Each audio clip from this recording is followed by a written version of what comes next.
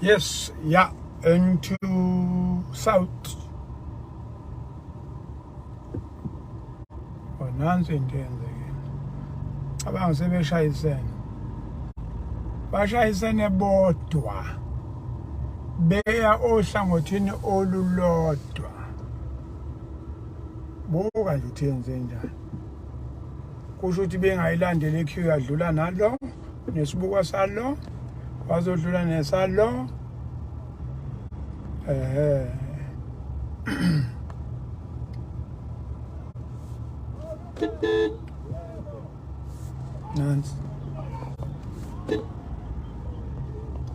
nansi indaba yenza Azul Logistics uyena lo sibangela inkinga akhokho nansi-ke into esesekuyona le traffic edalwe i-truck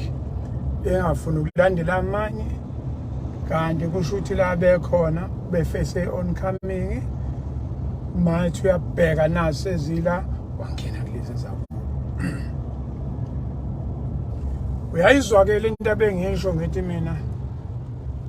indlela ingumncingo iBhayibheli likhuluma ngendlela engumncingo ithi indlela ezulwini isango lasezulwini lincane indlela ingumncingo uyabona-ke uyabona uhamba la ngathi uqashile la ma uqashile phela uvumelekile ukukhululeka nje maphaseji lapha we ngwenya ma uhamba la yesona ngwenya into uyabona into engikhuluma ngayo apha mangama ukuthi uma uhamba ngo-N2 nje uhamba ngazuthi uqashile abanikazi bomgwaqo yilaba ilezi nkabi lezi bona abantu abanegunya lokubona wena awunagunya isimo esikusona-ke lesi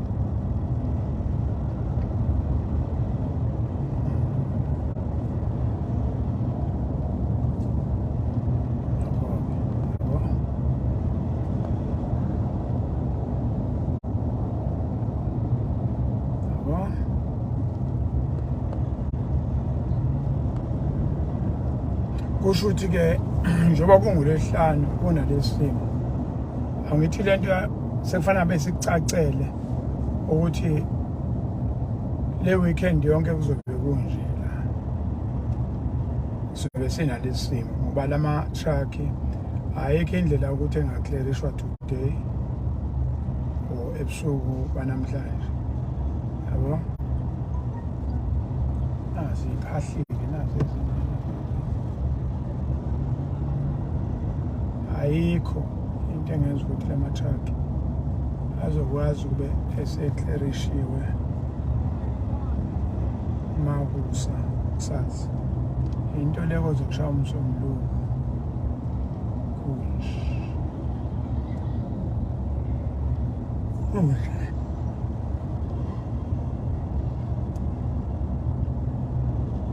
ya N2 Emngwaqeni Richards Bay Tseleni isimo esikusona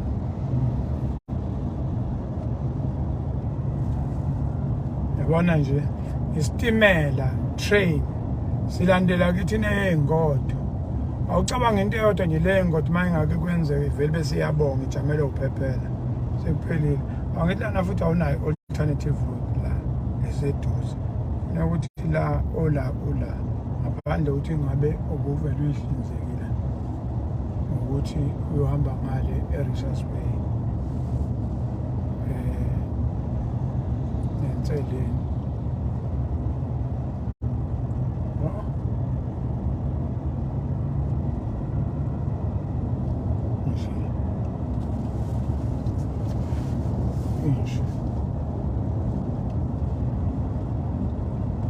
and to south Emngwaqeni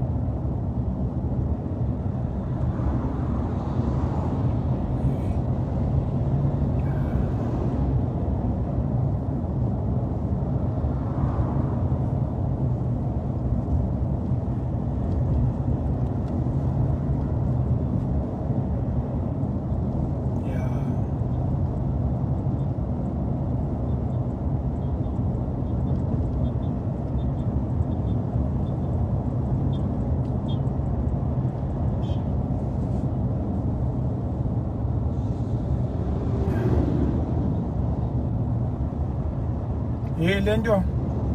yalamaloli la ikwehlisa emandleni ungakafiki olundi uvela ukhathala kanti usemandleni sudlula kobhanana manje